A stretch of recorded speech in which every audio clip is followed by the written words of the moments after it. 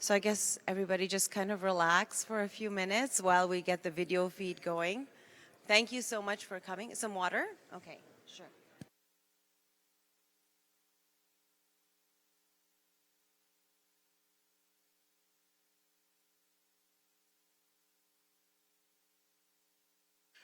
Good morning, everybody. Thank you for coming here. We begin the event with the second panel, that is to say, the 10:20 to 11:10 a.m. on your program, Increasing Engagement with Diaspora. We begin with that.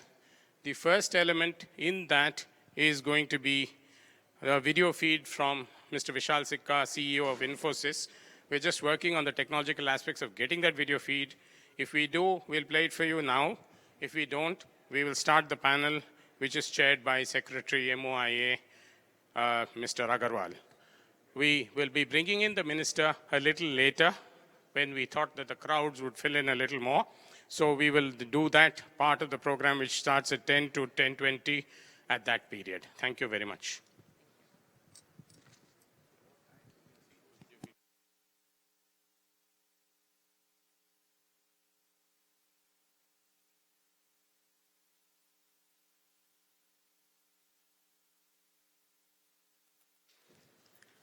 Okay, so the video feed has not come, so we will start with the panel.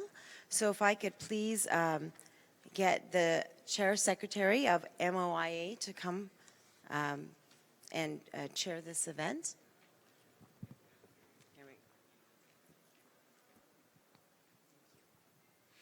Good morning.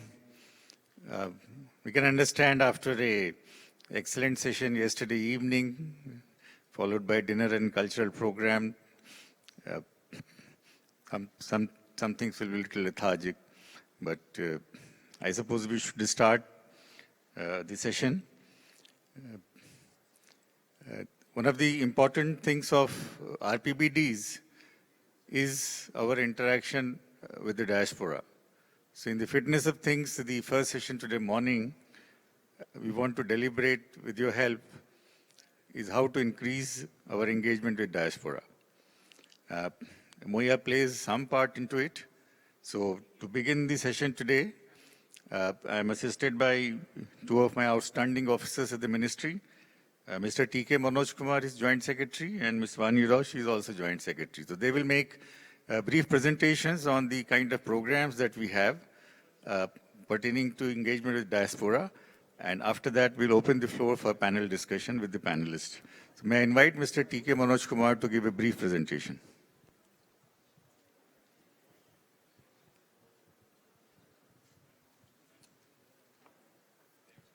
You're ready? Yeah. Please come.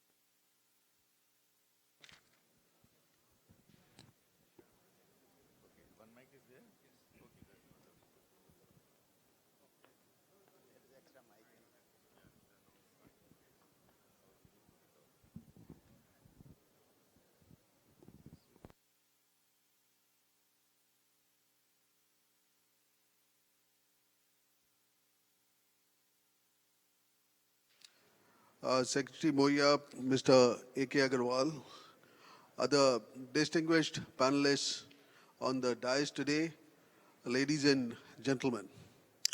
It's indeed a privilege and an absolute pleasure to be making the first presentation, the first pitch of the day today at Los Angeles. I promise to be absolutely brief. I will touch upon the very essential issues only, because I think it would be better to have a longer question and answer session and interaction with people on the dais rather than the standard pitch that I'm going to make to you about the activities of the ministry. But having said this, it is nevertheless important because we must keep you informed about the various activities of this ministry, which has been created exclusively for the diaspora to interact with its members and its associations. There are programs which are old, there are programs which are new, and it's our job to keep you informed about it as regularly as possible. I will touch upon some of the programs with a little bit of detail, but the other ones, I will just tell you the names and what they are all about. This is just an introductory slide. MOIA was set up in 2004 for overseas Indians, as I had mentioned. The whole idea is to strategically engage with the community. We cannot engage with every aspect of the life of the community, but with certain aspects so that there is mutual benefit for the country and the community. We have made several engagement schemes. Now let's have a look at what these schemes are. Well, first and foremost, in any form of engagement, it's important to meet. We can, of course, send emails and chat across the web, but then the results may be very virtual. It is important to meet physically. It's important to meet face-to-face and have discussions. And for this purpose, MOIA had made this Pravasi Bhartiya Divas, arguably the largest diaspora engagement meet in the world, and I would say one of the finest diaspora engagement meets in the world. It was started in 2003 by the Ministry of External Affairs, and later when MOIA is formed, we took it forward. And lots of aspects of diaspora engagement are discussed in these meetings, and many new ideas were seeded and schemes have occurred due to these. We also hold one regional Pravasi Bhartiya Divas annually across the globe in a selected country with a significant diaspora population. And it's because we are holding this meeting here, that's why we are in this room and talking to each other. Now, as far as the Pravasi Bhartiya Divas is concerned, some major changes have been made in its format. And the next Pravasi Bhartiya Divas is going to be slightly different. I thought I should appraise the House about it. We're going to have a PBD conference next year, which would be slightly smaller and not the large conventions we have been having for the last 2-3 years. But this is not to say that we won't have the large convention. We will have it in the succeeding year, that is in 2017. The PBD conference will be a much more focused conference with the participation of experts from the diaspora to discuss on important areas of engagement. We have identified some focus areas. We are in the process of selecting diaspora experts from various countries to discuss in working groups and finally give us recommendations on what are the new areas, the new directions for engaging with the Indian diaspora. As many of you would be aware, the seminal report on the Indian diaspora, the book, was written by a committee headed by Mr. L.M. Singhvi. And this Singhvi report has formed the basis of many of the schemes wherein we have been engaging with the diaspora. Now, 14 years have elapsed since then, so it's time to have a fresh look at things. And that is why we would be having this conference where we would see what has changed and what are the different approaches we need to make. We would be giving publicity in social media on this, and this, as I said, is a very significant departure from earlier PBD conventions. Now, second point, it is not enough just to connect with the older members of the diaspora. Connecting with the youth is extremely important. It's been high on our agenda. We have been holding a youth PBD along with the PBDs earlier. We have also been having a program called the Know India program. I am devoting an entire slide to this because I want to make a confession at this point of time. Participation from the United States has been on the lower side as far as the Know India program is concerned. It's a wonderful program. It gives 40 diaspora youth per batch an opportunity to come to India gratis, almost gratis. They pay just 10% of the airfare, see Delhi, and also see an Indian state in depth. Now, I do wish that participation from US and Canada would really increase. We also run another program called the Study India program, which is a 1-month classroom session program where people are given inputs on art, culture, economics, and so on. The 4th Study India program is due to start shortly. We'll be running it sometime in December, January. We'll be writing to the missions to send us nominations. This is something I would request you to pass on to your friends so that they can take part in that. The Know India program itself is going to be expanded manifold. Instead of doing the 3-4 programs we used to do every year, we are now planning to do about 18 programs, definitely at least one a month, so that more and more youth keep getting connected to India, and they carry on this wonderful bond which has been established by their senior generations, both in India and abroad, for the mutual benefit of the diaspora and for India. We do hope that these participants would become our unofficial ambassadors outside, spreading the good things about India to various other countries. This, ladies and gentlemen, is my last slide. I promised to be brief. I was allotted 5 minutes, and I think I'll stick to the 5 minutes allotted. But I have a lot of things packed here. This is just for your information. Some of the important programs that we have been running. We have a scholarship scheme for diaspora children. I don't know how many of you in the room are aware of it. We give about 100 scholarships to study in college for all courses, barring medicine. We don't have arrangements for putting kids into medical courses. And 50% of the seats are for NRIs and 50% are for PIOs. We don't give too much money. We give about $4,000, which would roughly cover their expenses and tuition and things like that. We have some institutional arrangements in place. I will not go into those details now. Whenever the program is advertised, we send it across to the embassies to get nominations. This year, we are taking a gap year so that we can come out with an improved version of the scholarship program next year. That's number one. Number two, of course, is the Star of the Pack, a scheme which I believe has been tremendously successful, the Overseas Citizen of India scheme, which has been upgraded. It has been merged with the older PIO card scheme, and we have more than 15 lakh of people who have taken this card, which gives a lifelong visa to visit India, besides other benefits such as practicing in certain professions. And this is a scheme where people have benefited tremendously, and your consul generals here, the ambassadors here, they're all fully aware of the various ramifications, the various benefits of this scheme. I would request all of you that if you're not taking your OCI card, do so at once. It confers great benefits. MOIA also does grievance redressal to a limited extent, to the extent it's possible for us. We get complaints from various diaspora members on the internet to our website. We have emailing addresses there. We take it up with various government bodies in India, particularly the state governments.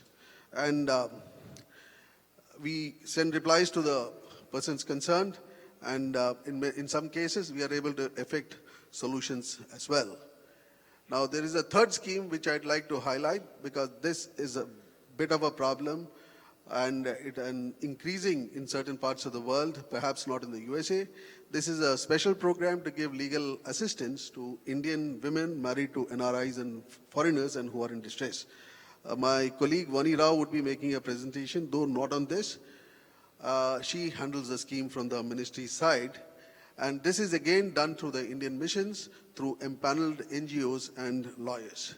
We've had some kind of limited success as far as this scheme is concerned. And I have no doubts that this is an important scheme, and we would nurture it in the days to come. Last, and definitely not the least, two subsidiary organizations of MOIA, which I think you should know about. The first is the India Center for Migration, which is a think tank which has been set up a few years back. Papers are written on various issues concerning the diaspora, concerning Indian labor abroad. It gives us all kind of inputs on various issues that are happening across the world as far as the diaspora is concerned. Maybe if you want to get papers published, if you want to put across a point of view which will get into published records in India, the India Center of Migration is the organization to contact. It has got tremendous potential to emerge ultimately as a major think tank on the diaspora. We also have an organization called the India Development Foundation for Overseas Indians, which is a credible platform for diaspora philanthropy. Now, this is so important that my colleague J.S. Vani Rao would be making a presentation mainly on this after I finish speaking. Now, these are all fairly good, well thought of schemes, and I think that it's up to the diaspora now to take advantage of these schemes, and on our part, we would be as helpful as possible. I'd conclude by just mentioning two things. We also have the Overseas Indian Facilitation Center. I thought it was not in order to mention it because all of you have attended a wonderful session yesterday at the Diaspora Engagement Meet, and I'm sure that benefits would accrue to us. You are aware of their functioning. This is a public-private partnership with the Confederation of Indian Industry. And we also have the Pravasi Bhartiya Samman Awards, which again, I don't think we need to mention across. There are empaneled associations which make nominations. Nominations are made by embassies and previous award winners and so on. And it's important for us. I'd conclude by saying that on our part, we try to reach out to the diaspora, either as individuals, but equally importantly, as associations whose members you see seated on the dais here. Because we can't talk to 25 million people, but we can definitely talk to all their representatives. So we give them a great deal of importance. We hear them, we get their points of view, and we try to incorporate it in government policies, programs, procedures, and so on. With this, ladies and gentlemen, let me thank you all for a very, very patient listening. As I said earlier, it's a moment of pride for me to talk to you today morning at Los Angeles. Thank you. Thank you, Manoj. I now invite Ms. Vani Rao to make a presentation on India Development Foundation for Overseas Indians.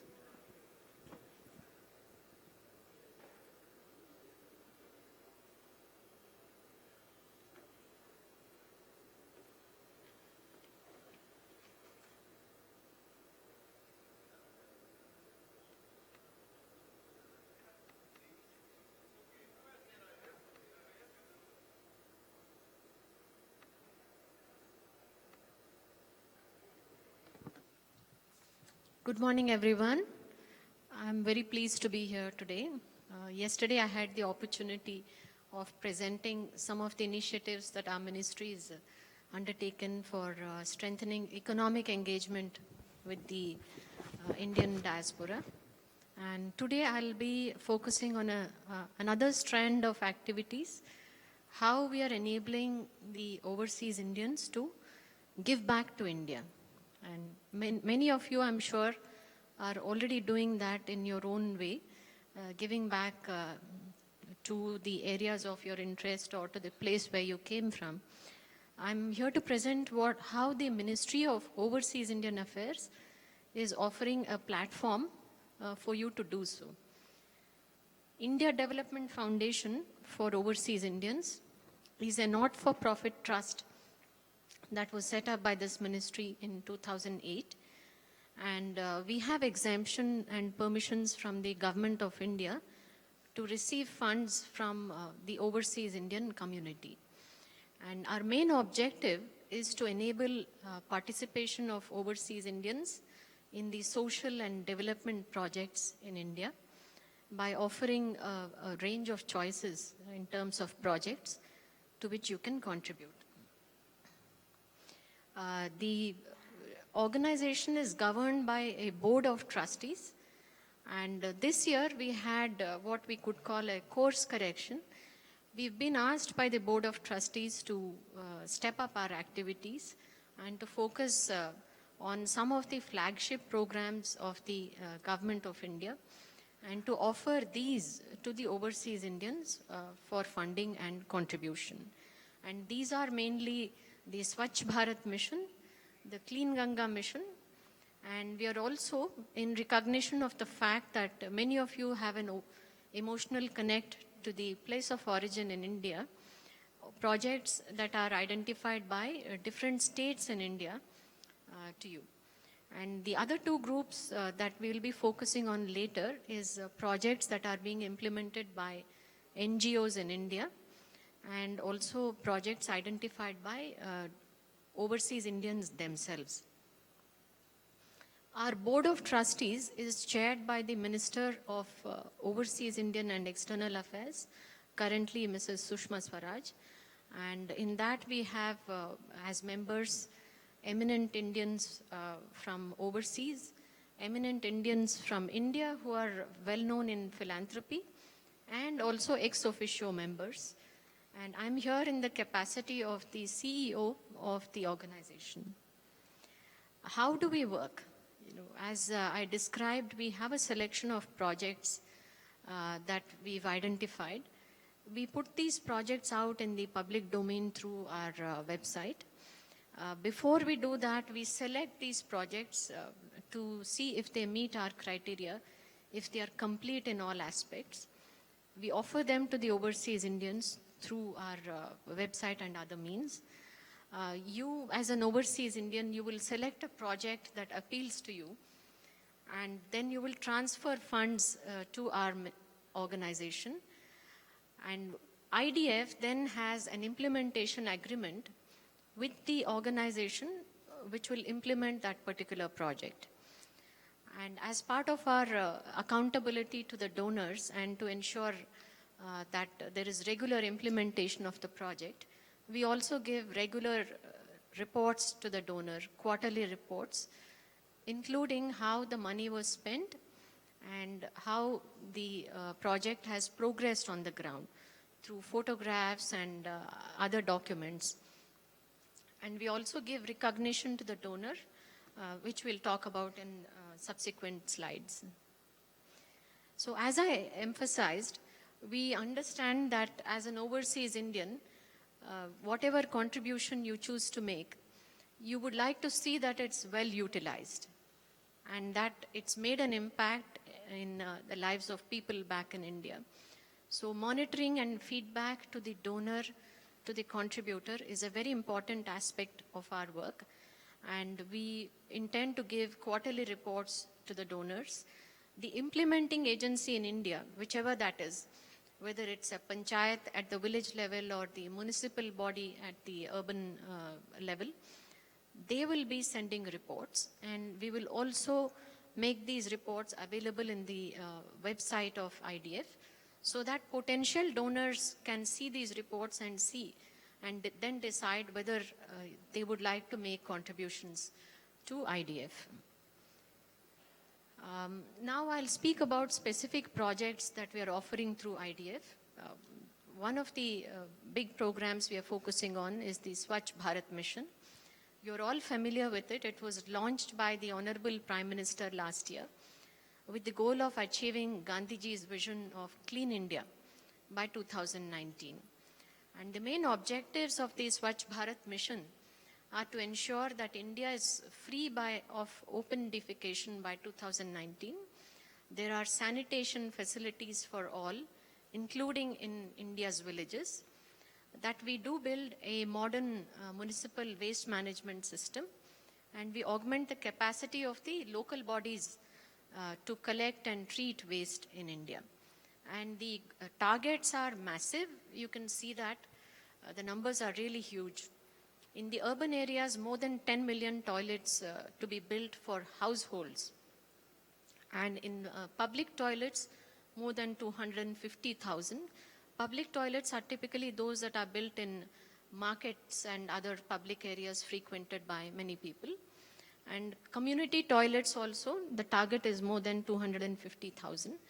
These are common toilets that a group of households will use, as opposed to individual toilets for each household. And also lastly, scientific collection, treatment and disposal of municipal waste. And the targets are many times higher in India's villages and rural areas, upwards of 100 million toilets to be built.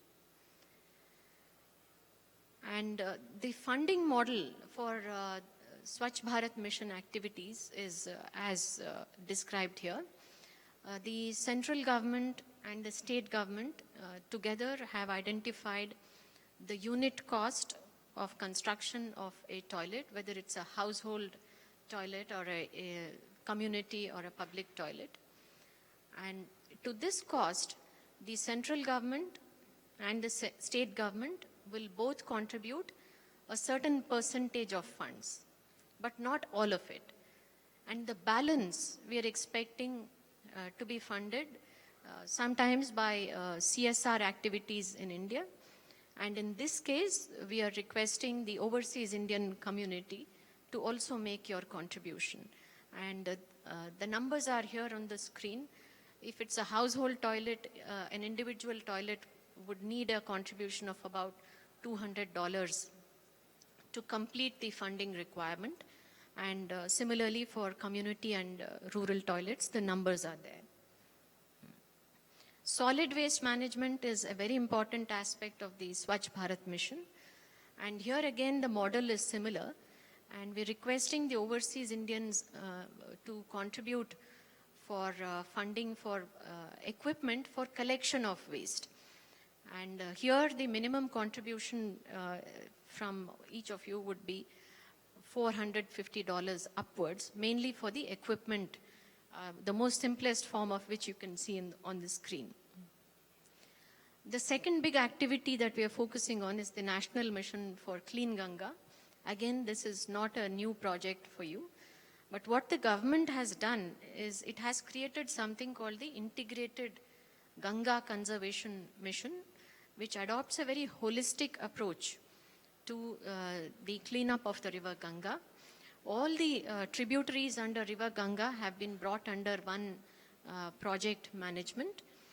And the mission also addresses the lack of adequate funds at the level of state governments. And the most important issue, a huge gap in the sewage treatment capacity in all the towns and villages that are on the banks of the river Ganga. And here is a summary of the activities that are to be funded with contribution from the overseas Indians. R&D activities for the cleanup of the river, ghat redevelopment, conservation of the aquatic and the biodiversity in the river, community-based activities to let people know that the river has to be kept clean, and addressing the non-point pollution and augmenting again the sewage treatment capacities all along the river. There are two options of contributing to the Clean Ganga mission activities. The government has set up something called the Clean Ganga Fund. And you can either send a contribution directly to the Clean Ganga Fund, or you can make a contribution to specific activities under the Clean Ganga Fund that have been identified by IDF. The third strand of activities we are focusing on this year is to offer projects in specific states. We approached all the state governments in India and we asked them to identify their requirements in terms of contributions for social and development activities.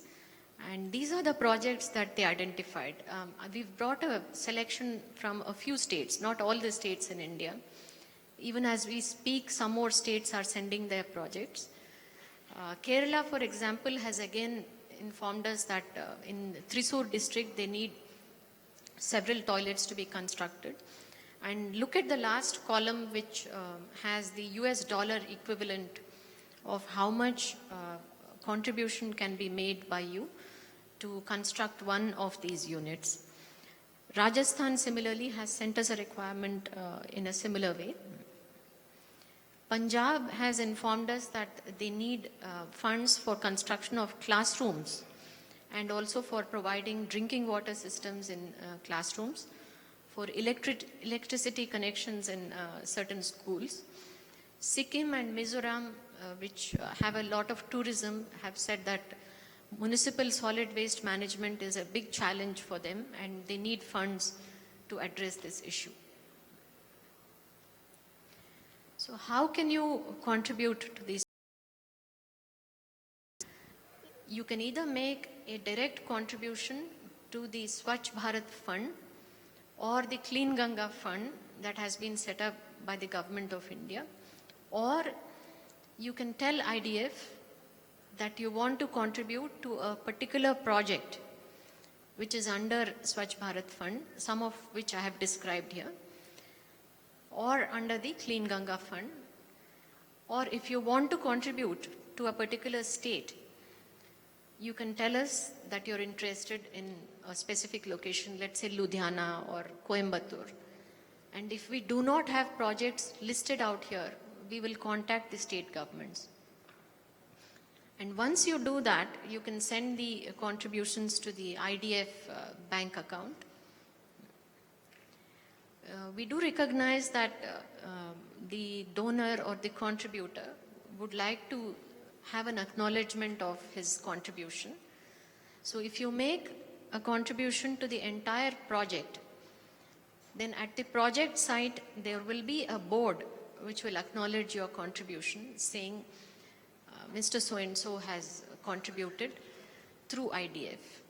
And we can also have an acknowledgement in memory of a family member, or if you want to give the contribution on the occasion of a birthday or any other occasion, then that can also be duly acknowledged. For Clean Ganga mission and Swachh Bharat mission, there are specific ways in which your contribution will be recognized, and that's described here. So I'll stop here and I'll request you to check our website for more details. In each of the projects, particularly in the states, we have spelt out down to the village level where the project is located. For example, I've said that in Punjab, the government has asked for construction of classrooms to be funded.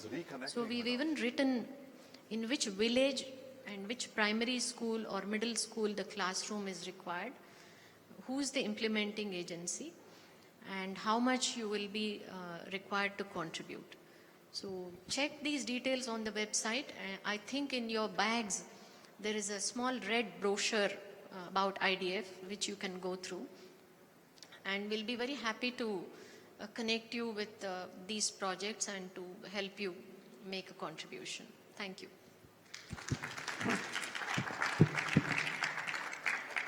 Thank you, Vani. May I now invite our panelists one by one, and just one request. Since we are running short of time, please keep your remarks very focused, and if you all agree, if you finish it in 3 minutes, we'll really appreciate it. As given in my list, first I'll invite Mr. Inder Singh of Gopio to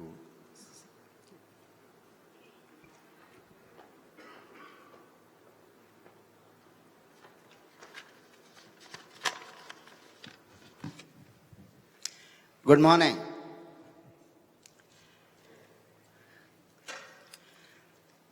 I will talk about some of the issues that we NRIs, PIOs, of course outside India, face. As you already know, the non-resident Indians living abroad are a great source of philanthropic, intellectual, technical, and economic resource.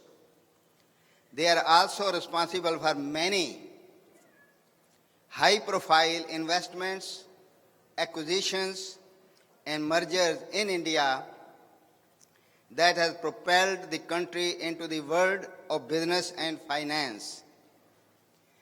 But also you know very well that there are several issues that we NRIs continue face, and they are unresolved. One of the major issues is relating to property. MOIA a few years ago devoted half a day to this. subject. It is a state subject, we are told. Central government cannot interfere. But when we give money, people here contribute to India in one form or the other. At that time, for us it is India and not, we don't look that this is Punjab, we have to give to Punjab, or it is Haryana, we have to give Haryana. We face problems here. A growing number of NRIs have become victims and lost their inherited and other properties illegally grabbed by their own family members or even by tenants.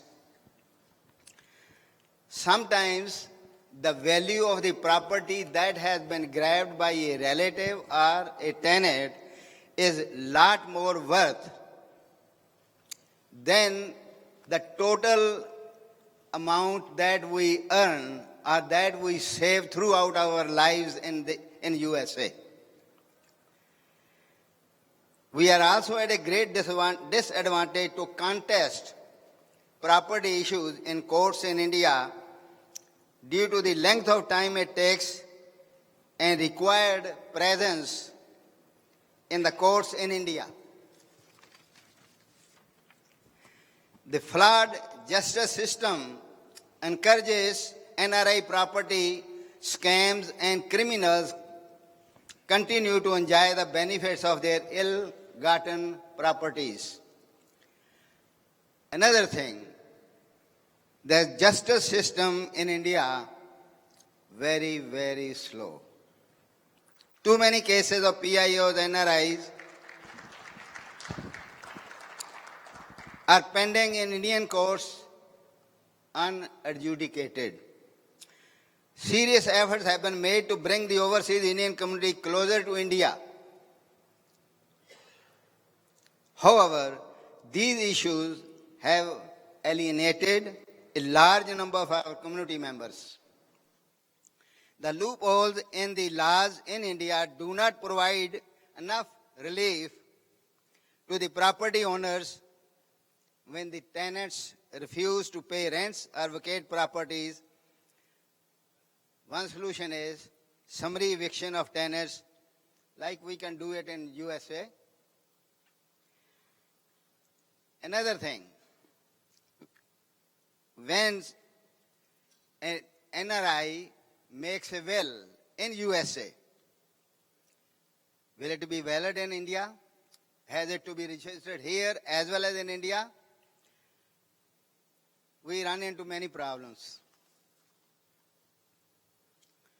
How should inheritance rights of beneficiaries of NRIs can be safeguarded in India? Is the question. The Hindu Succession Act of 1956 contains the law relating to interstate succession among Hindus. For a Hindu domiciled outside India, succession to his immovable property in India is governed by HSA, Hindu Succession Act. The HSA, unlike the Hindu Marriage Act, does not have extraterritorial application. The Indian Succession Act, not Hindu Succession Act, Indian Succession Act 1925, which is still applicable, consolidates the law applicable both to interstate and testamentary succession applicable to persons other than Hindus. Participation in law-making body.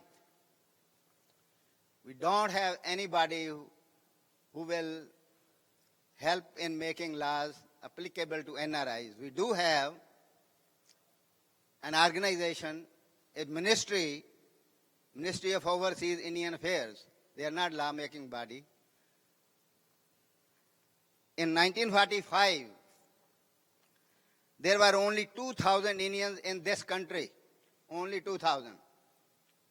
A handful among them started campaigning for American citizenship. In 1946, the US Congress gave rights of citizenship to 100 people. We were foreigners, they didn't have to worry about us, and we were only 2,000. But they could continue depriving us of the right of citizenship. But no, only 2,000. The U.S. Congress chose to make us part of their country. We are part of America since 1946.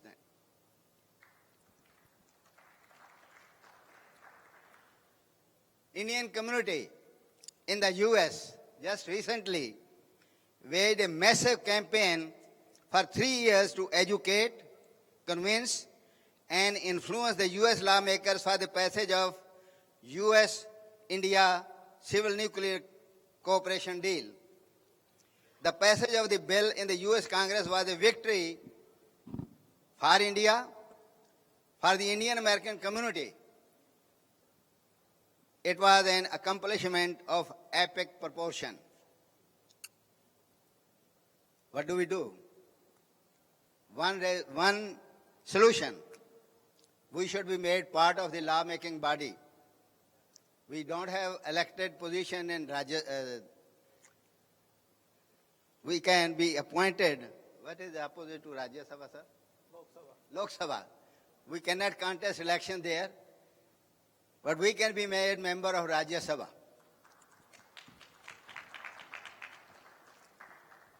Love for Mother India has the same passion, whether we live in America or Germany. Probably we have more passion than people living in India. If they help change the laws in the country of their adoption, why not consider them part of the lawmaking body in India? There are about 8 million to 10 million NRIs who have become citizens of the country of their adoption. Their foreign citizenship has not made their heart foreign. They would like representation in the lawmaking body of India. We urge the government of India to nominate a few prominent NRIs as member of the Rajya Sabha so as to reinforce and further integrate the bonds between India and the overseas NRI PIO community. Giving back to India. There are several Indian Americans in the United States who have been giving back to India in millions. I won't dwell on it, but those who have got the copy of my book, and actually it is a reprint of some articles, it was available, Indians in America. Some of you may have it in your bag.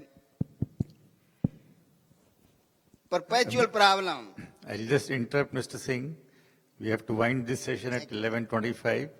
There are 5 more speakers, and we would like to give some time for question answers. Thank you, sir. Visa problem is a major issue, perpetual problem. We are NRIs, but looks like many among us are not desirable Indians, NDI. Thank you very much. Thank you, Mr. Singh. Now I invite Dr. Seema Jain, President API, to say her remarks. Kindly 3 minutes, please. Definitely. Good morning, everyone. I'm Dr. Seema Jain and President of API. Actually, I'm the 3rd woman President of API, so I'm very proud of that fact. So I just want to let you all know. API, as you all know, has been 34 years in existence. And this year, actually, we are having the 10th Global Health Summit, sir, at New Delhi. And our main focus at that time is going to be 3 things. Number 1 is the Traumatic Brain Injury Project. The second one is eradication of tuberculosis, which we have taken with Bill Clinton Foundation, along with Bill Gates Foundation also. And the third thing, what we are focusing on is hepatitis and also on HIV. So these are 3 big things what we have taken up. And we had a meeting with the Prime Minister on September 3rd, actually, at his residence. And he had brought in the fact that so many deaths are happening in India due to the highways being built and every house having cars. So there is every 30 seconds, there is a death due to the brain injury. So what we are planning is, according to his vision, he wanted to have at 100 kilometers a trauma center.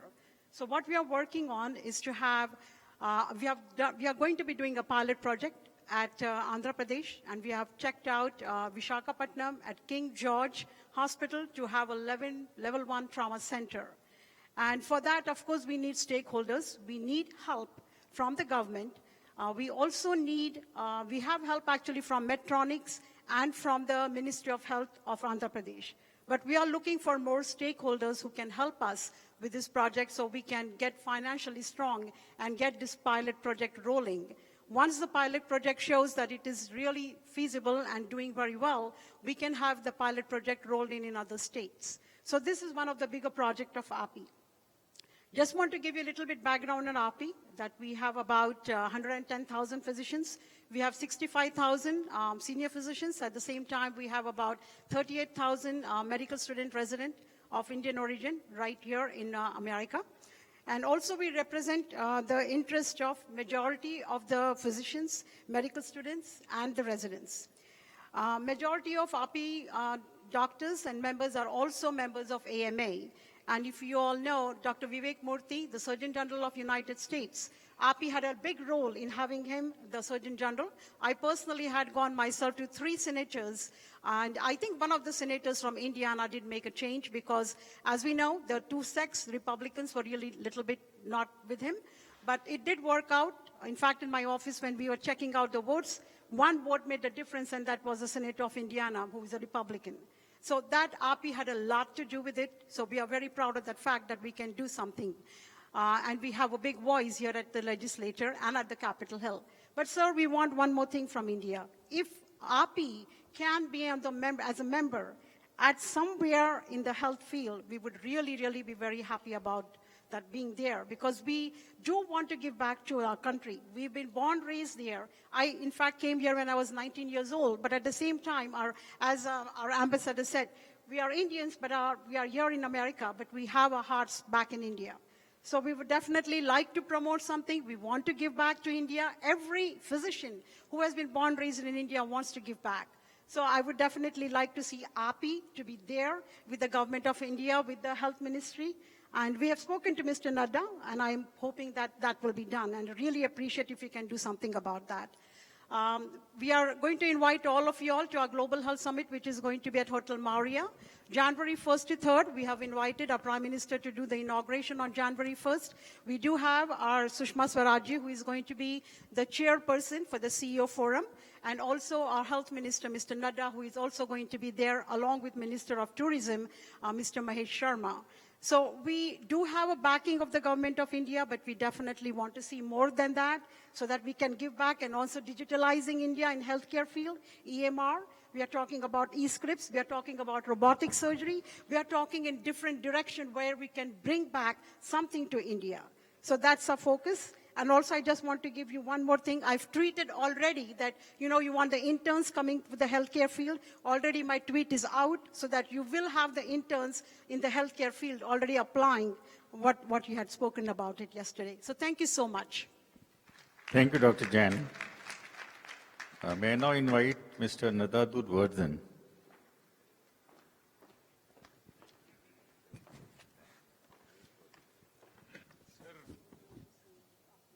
Avdesh Agarwal conceded his time to me, so I hope I have little extra time. My deadline is 11:25 either way.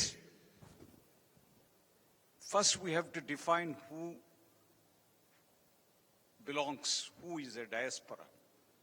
It ranges from one extreme of those who are born 1 or 2 generations back here to the other extreme where there are Indians fresh off the boat or still on boat. So we have to target which group we are going to engage with. That's one of my concerns. We have to clearly define. You take note of it, because to engage a person like my daughter, who is born, raised, is different from somebody who is come on a H visa, who is still in his mindset India framework. We have to engage Indians at a macro level and a micro level. I have two examples of engaging Indians at a macro level. Mr. Venkatesan, who I am very impressed, came 2-3 weeks ago to me and said, we have to have this diaspora convention or regional Pravasi Bharti. Being an engineer from IIT, he put the whole thing in an equation. What do we need to make this function a success? We need money, we need participation, we need political leadership involvement, mainstream politics.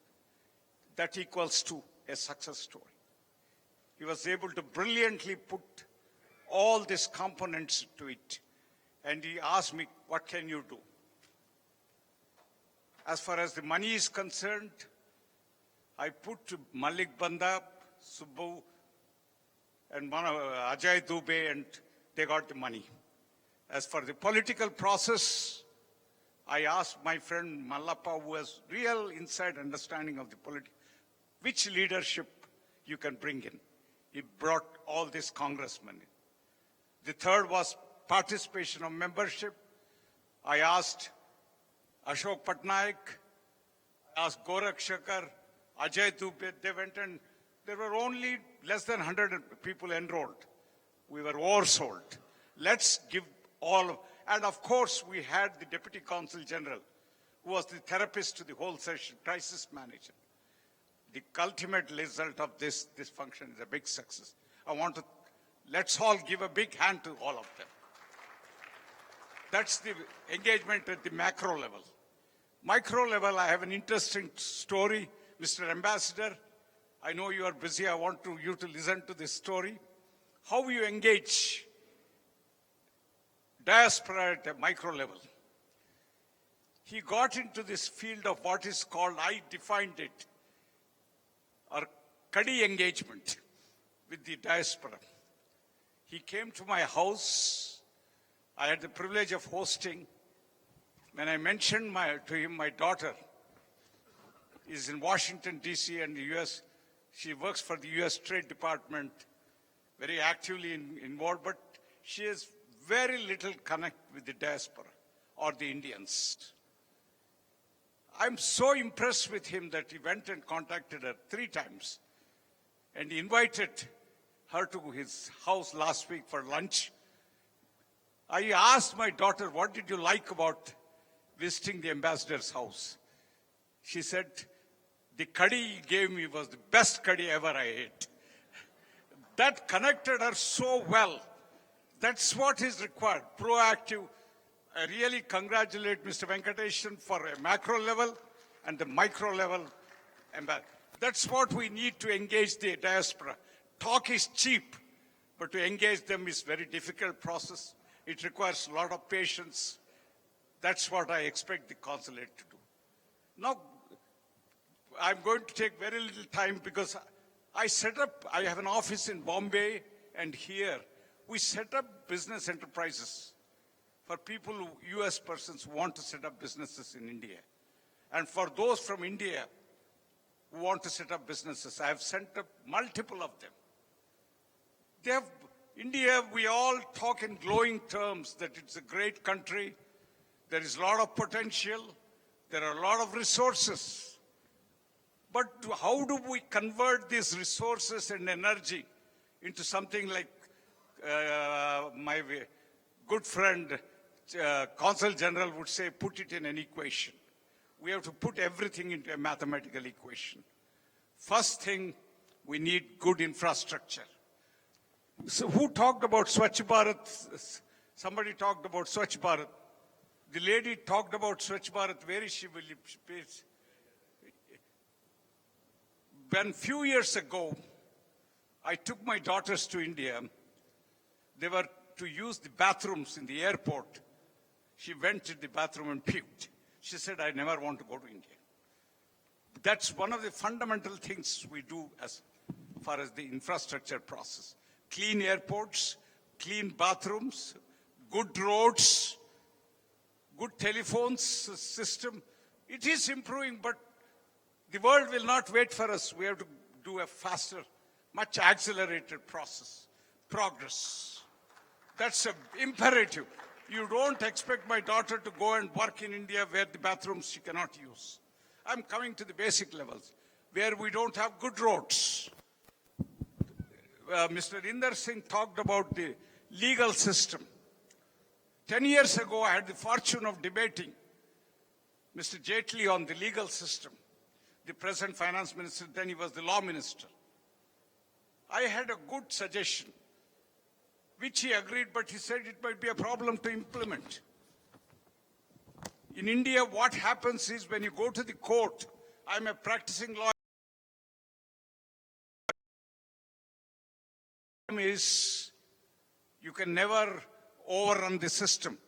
I deal with many property disputes in India for people who are living here. I suggested to him a parallel legal system. We have what are called tribunals in India, like the income tax tribunal, where other tribunals. So I said, set up a tribunal where one of the litigants is a non-resident individual or a corporation, where there is a speedier process of resolving these issues. That way, that's one of the best methods to resolve. From there, it straight goes to the Supreme Court. So not many people have the energy. We have to set up a clean legal system. I have hundreds of clients who are struggling to solve their property problem. Let's request through the ambassador, the law ministry, to set up these tribunals where one of the parties litigants is a non-resident individual or a corporation, where we don't need to go to a court where all these pocket marks are sitting. You have to sit with them where there are not even chairs, I know of. Even Bombay High Court, you cannot sit. Mr. President, we have 3 more speakers, please. Thank you very much. I thank everybody. I would wish to have more time, but I don't want to. Thank you very much, Mr. Secretary. Thank you. May I invite now Mr. Ashok Madan from NFIA.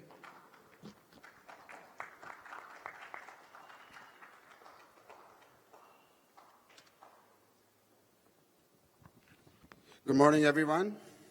My name is Ashok Madan, President of National Federation of Indian American Associations, NFIA. Topic on hand is increasing engagement with Indian diaspora. Symbiotic relationship is critical to any form of relationship. Success of any relationship is based on trust, clarity of thought, and sense of purpose. As NFIA President, I have looked forward to forging meaningful, strategic, purpose-oriented relationship with India by leveraging the best of America to the most needy of India.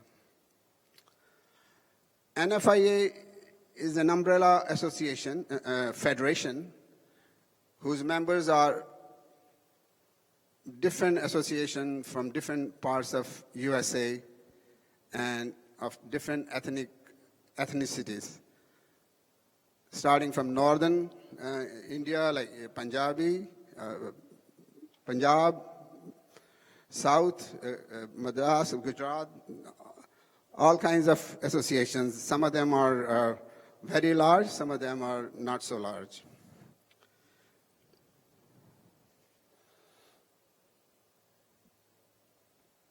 NFI has been in existence since 1980. Over the years, we have been involved in many issues involving Indian community, especially those are adverse to Indian community. We have gotten involved. Most recently, we were very much involved along with Gopio to lobby for US-India nuclear treaty, which was successfully concluded. NFIA wants to have a close relationship with MOIA. As we know, after 2 years of study by Government of India, Ministry of Overseas Indian Affairs was created back in 2004. And that's an important ministry for NRIs, for us. And we would like to develop PBD programs in conjunction with MOIA.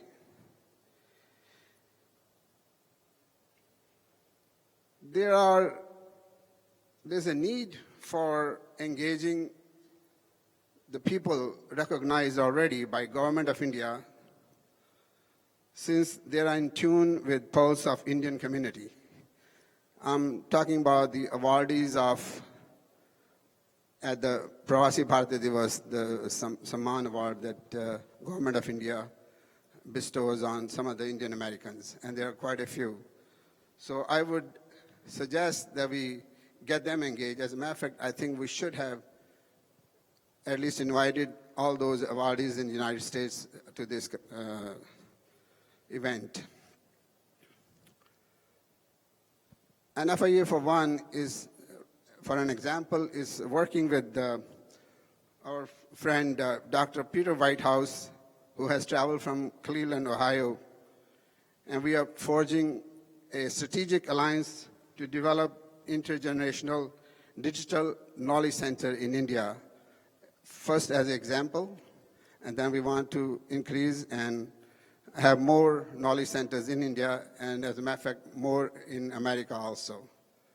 I won't go into detail of what it consists of, but we have had support from Member of Parliament in India, and we are pursuing that, and we are at the initial stage, and hopefully in the next Pravasi Bhartiya Divas in January, we will talk more about it. Thank you. Thank you, Mr. Madan. Now, Dr. Thomas Abraham.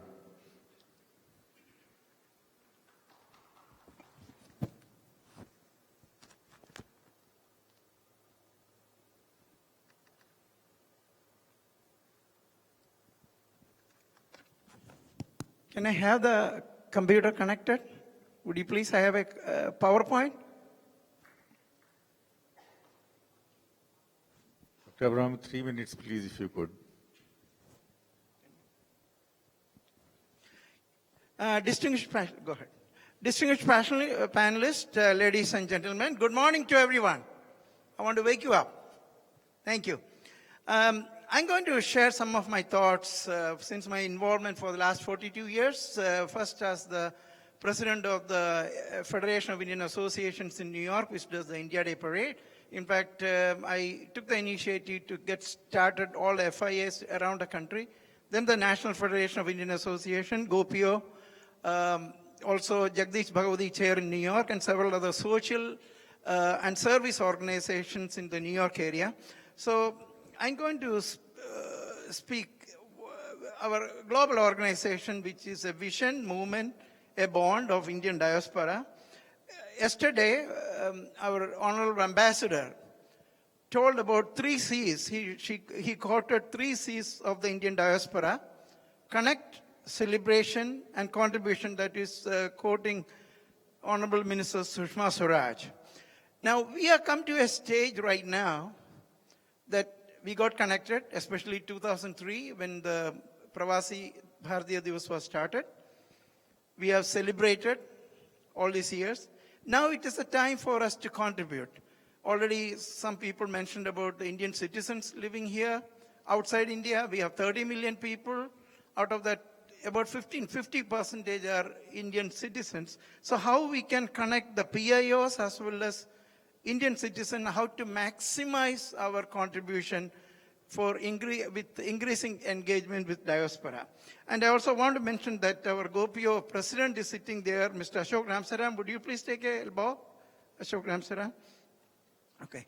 Now, I wanted to fully utilize this time I have, so I put together some of these points, point by point. NRI voting process in Indian elections. We are thankful that many of the issues which we took up, Government of India accepted. That includes PIO card, OCI card, this voting rights for Indians, and then also, of course, the Pravasi Bhartiya Divas. And also when we had that passport renunciation, then the Government of India came forward within 10 days when we started campaign. they decided to remove that issue. So we are very glad about that. Now, 15 million Indian citizens living outside India. We don't have representation.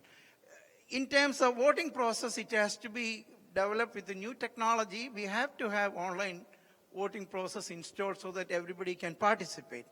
My colleague Inder Singh mentioned about having at least 2 members of the parliament. I think for Lok Sabha, we want to see the government of India takes a stand, or the political parties involved in India have a constitutional amendment. That is the only way to have 2 Lok Sabha seats, or alternatively 2 Rajya Sabha seats. That's a way to represent, because right now you are violating the rights of 15 million Indian citizens living outside India. We have no representation.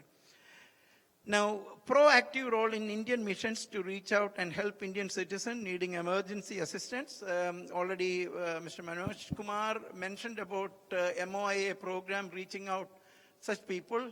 They have that program, but we need the missions around the world, Indian missions, to work with the social and cultural organizations so that whenever somebody died or body has to be taken, they don't have anybody to take care of, sending the body back, or even other people arrested, they have to be proactive. We want to see the mission to be more proactive to reach out such people in need. Dr. Brahm, we need to wind up now. Beg your pardon? We need to wind up. We are run out of time. Yeah. Okay, I'm going to do it very fast. One more speaker. NRIs in education and health services, already it was mentioned. Now, Clean Ganga, Clean India, and Make India, I think you already mentioned about the program. I was going to say there is no modality, but I see the modality. The thing which we need to do is that until and unless we have the money channeled through non-profit organization in the US, we won't be able to raise money, and we should work with all the existing organization to get it moving. In terms of setup involvement with the Ministries of Commerce, Science and Technology, we would like to see that some of the prominent NRIs be in the advisory board. There was some advisory committee before, so we can set up that one within some of these ministries. Now, I'm going to finish it soon. Professional and technology exchange. We had to pick up the top of the pack in new technologies and help in India for us to get into new generation technologies. Professional institutions. Already many of us from various engineering schools, medical schools, we set up alumni group, but we need to help back institution. Right now, they can't even collect money from us because of the various rules of the Home Ministry, so that should be, make it easy. Now, another thing about discriminative admission fee rates for PIOs and OCI card holders in India, especially when we go and see the monuments. When you go and see Taj Mahal, we'll end up paying 20 times or 30 times. So that need to be, we have to change the mentality that India is a poor country. I think that should be changed, and I think it should be equal to everybody. Finally, we need to have objective-based cells in MOIA, specifically involve NRIs and PIOs in India's development.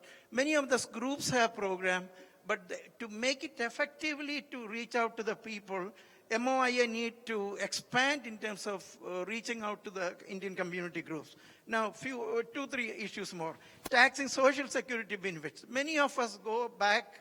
There are very small amount of social security which you get in India. They want to be with their relatives, friends, staying in different parts of India. But once they go to India, then the tax rate goes up. So as long as the money comes in foreign exchange, government of India should not additional tax on it. If they have income, they should do the regular taxing rate in India. Now there is another issue, remove higher tax deducted at source.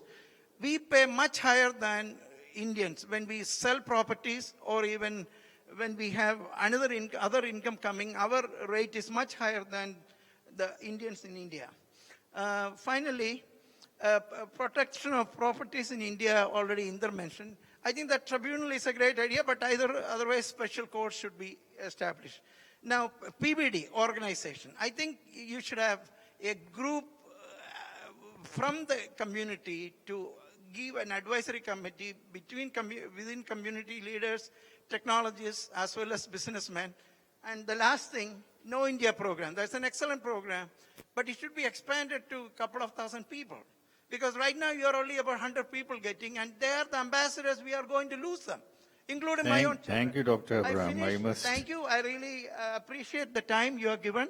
There are so many things which we will give it in your return, but these have to be taken up. Thank you very much.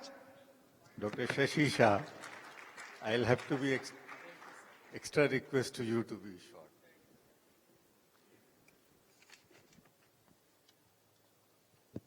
It's on. Honorable Secretary Anil Agarwal, Your Excellency Ambassador Arun Singh, engagement of diaspora. We have to have a diaspora to be engaged. I am National President of Association of Indians in America. It was established when there were only few Indians here. 1967. We had a problem. We had a problem of being accepted. We had a problem of finding an identity as Indians. Sir, you will be surprised that in the hospitals, saris were not allowed. In Brooklyn Hospital, a resident was sent home because she was wearing sari. AIA sued the hospital and saris were allowed. Sir, the question was how to establish the identity. What is this dot means? Bindi. What this mehndi means? When you come in a new adopted country, your customs may become a concern for the people that do not understand what these symbols mean. Indians were counted in the US Census. Before 1937, they were counted as Hindus. After that, they were counted as white. So the question was, how do we get counted separately? AIA testified in Congress in 1970. Since then, they have been identified as Asian Indians. That is why we have the numbers, how many Indians are there. Dr. Shah, we have to wind up. Yeah, I will finish in 2 minutes. Diwali became as a symbol of identification. That if Diwali is accepted, then Indians are accepted. First Diwali was celebrated in New York in 28 years ago. We didn't get the permit, but somehow somebody intervened and we got the permit. In 2003 was the first year when White House celebrated Diwali in 2003. Since then, every year it is being accepted. In the census, Diwali, now Indians have grown so many numbers. Sir, we welcome the minister. Thank you, sir. So now the Indians have increased in size. We have different issues. So different organizations there. API, the largest ethnic organization of which I am chairman of the board of trustee past chair. AHOA, NIFA, GOPIO, TAI. All these organizations are doing superb work because we need them, the specialization. But as a diaspora, we believe that we must be Indians. So the Indians in America, if we have a common legislative agenda, because in democracy, legislation and rules count. So if we have common, say we set up an example that we set up 30 congressmen in the next 30 years. We have influence, we have common legislative agenda. We do that, that should be our goal. So we have a strong diaspora, we can engage India. Thank you so much for allowing the time. I will just wind up with 1 or 2 comments. We don't have time for question and answers. I will be available during the course of today for any, discussion offline. I could respond to several of the issues that have been raised, but I will just respond to one issue regarding if you want to contribute to any of the institution. Probably the India Development Foundation could be a route. So after this session is over, you may want to have a discussion with Ms. Vani Rao. Because India Development Foundation, we have the necessary approvals from the Home Ministry to receive contributions from abroad and pass it on to the institution where you want it to be used. So, as she mentioned, in the context of Swachh Bharat, if you want to have participate in the toilet construction program, you're going to specify which district or which state or which village. So similarly, your contributions to educational institutions, my sense is they will follow the same, and we have the, the platform available, but you may just want to have a chat with Vani Rao. Thank you, panelists. It was a wonderful discourse. Our perspective was we want to hear, having come here, organize this RPBD with the help of the embassy and the consulate. We wanted to hear from you what are your concerns, what is exercising your mind. Certain things may have an easy solution, certain things may be linked to very major programs that government at the highest level has launched. And I says I'll be available during the course of the day for further discussion. Thank you all the panelists, thank you audience.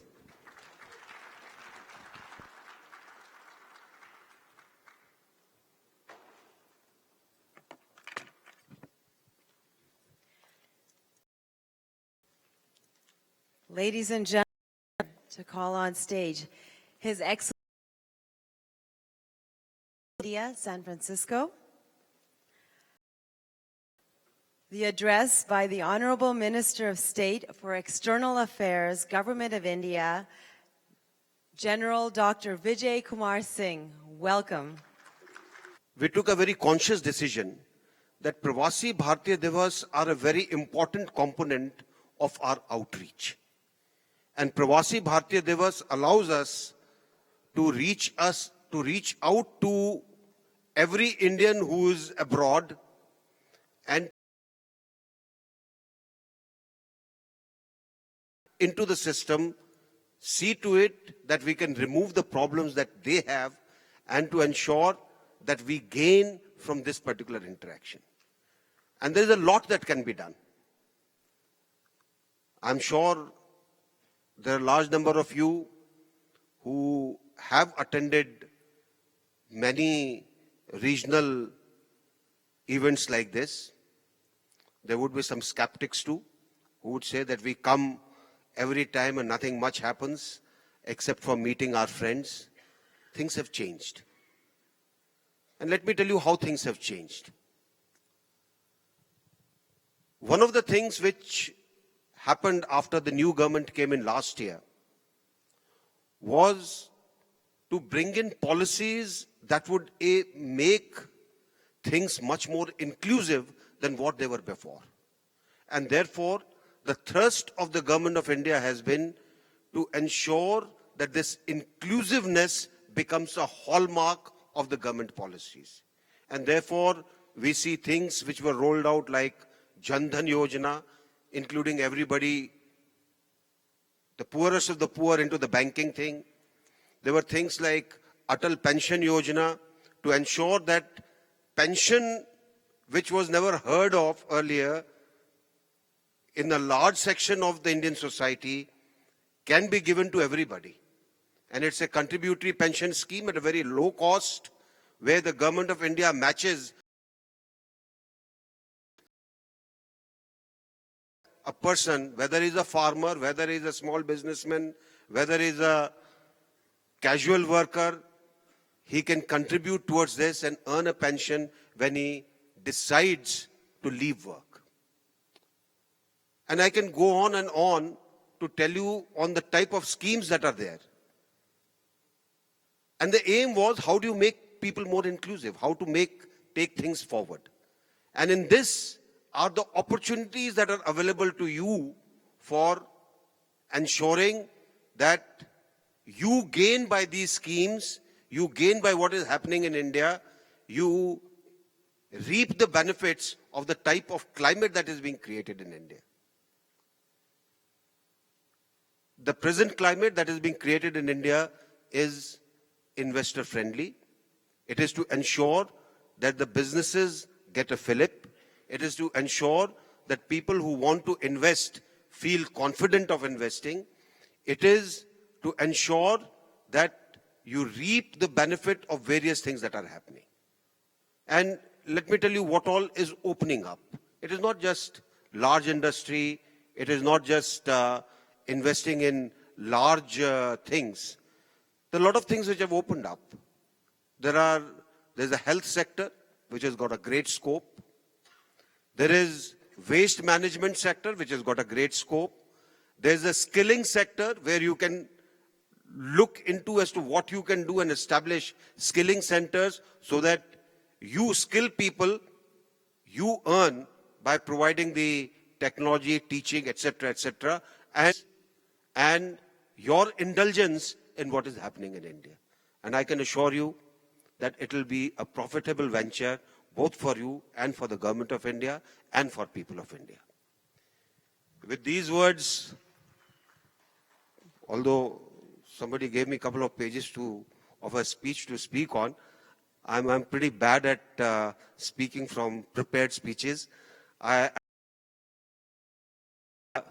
We have a great future, and to see the type of people who all are sitting here in this beautiful place, I know for sure that there will be much more energy that will be generated amongst you to do things which will take India forward.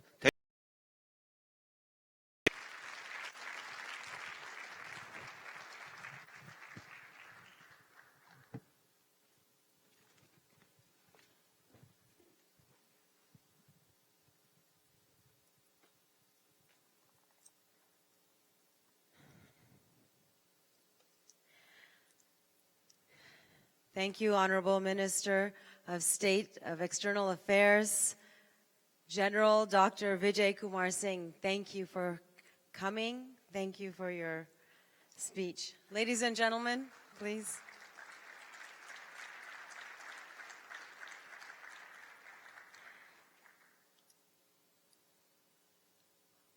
At this time, I wish to call upon the Ambassador of India to the United States, His Excellency Arun Kumar Singh. He will be the chair of our next session, which is the Government of India Programs and the Role of the Diaspora.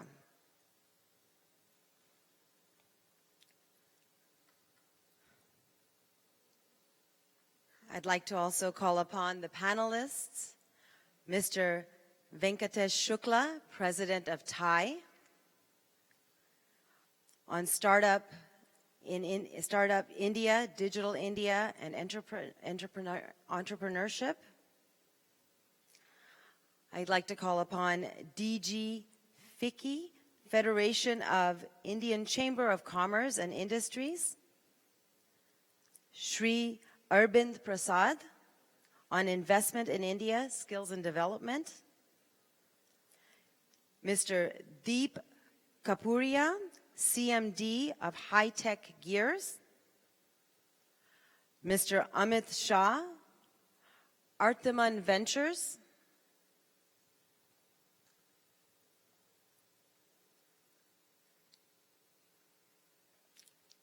welcome.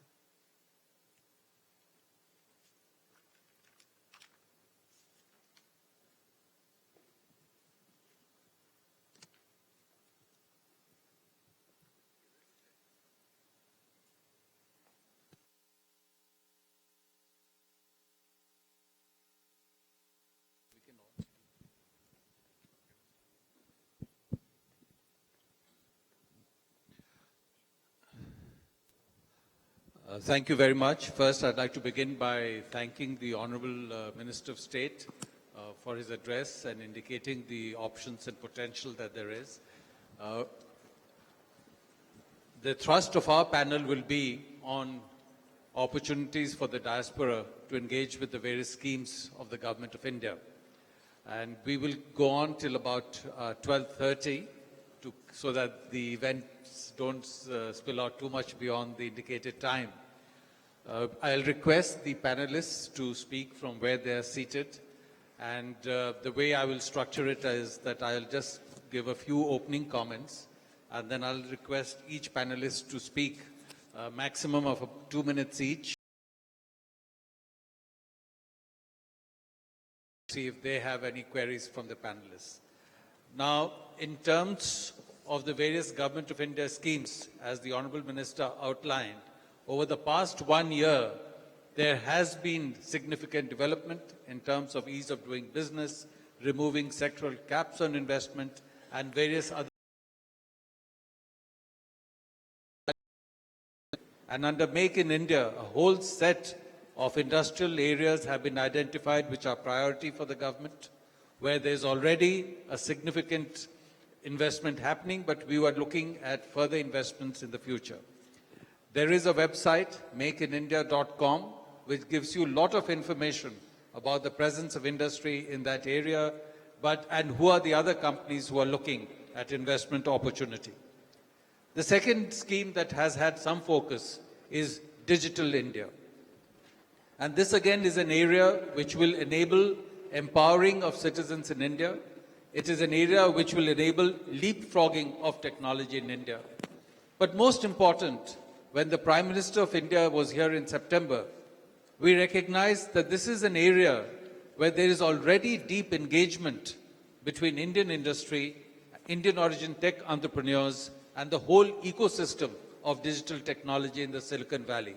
And many of those people are represented here. So we'd like to understand how we take this further. The next one would be the Smart Cities mission. The Government of India has identified about 100 smart cities. We'll select a certain number